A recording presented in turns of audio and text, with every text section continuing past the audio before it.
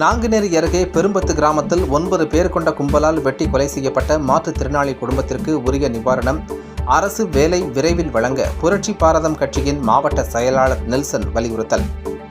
நெல்லை மாவட்டம் நாங்குநேரி அருகே உள்ள பெரும்பத்து கிராமத்தில் கடந்த 2 தினங்களுக்கு முன்பு 9 பேர் கொண்ட கொலைவெறி கும்பலால் பெரும்பத்து கிராமத்தை சார்ந்த மாற்றுத்திறனாளி ஜான் மற்றும் வடமாநில தொழிலாளி திரிநாத் கட்டா ஆகியோர் மிகவும் கொடூரமான நிலையில் கொலை செய்யப்பட்டு சம்பவ இடத்திலேயே உயிரிழந்துள்ளனர்.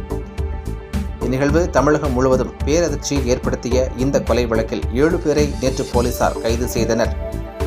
இன்று பெரும்பத்தில் இரட்டை கொலை நடந்த இடத்தை பார்வையிட்டு பாதிக்கப்பட்ட குடும்பத்தினருக்கு புரட்சி பாரதம் கட்சியின் சார்பில் நெல்லை மாவட்ட செயலாளர் ஏ.கே. நெல்சன், ராதாபுரம் தொகுதி மாவட்ட செயலாளர் முத்துகிருஷ்ணன், நெல்லை மாவட்ட இளைஞரணி செயலாளர் நம்பித்துரை, ராதாபுரம் கிழக்கு ஒன்றிய செயலாளர் லிங்கபாண்டி, புலியூர் குறிச்சி ஊராட்சி மன்ற உறுப்பினர் முத்துக்குமார் ஆகியோர் ஆறுதல் தெரிவித்தனர். அதன் பின்னர் ஏ.கே. நெல்சன் செய்தியாளர்களை சந்தித்து பேட்டியளித்தார்.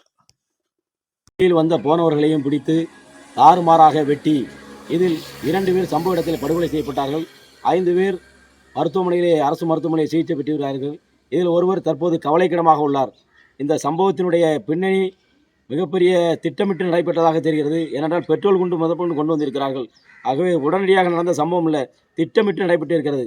இந்த விஷயத்தில் காவல்துறை மெத்தன போக்கிலே உளவுத்துறை இருக்கிறது.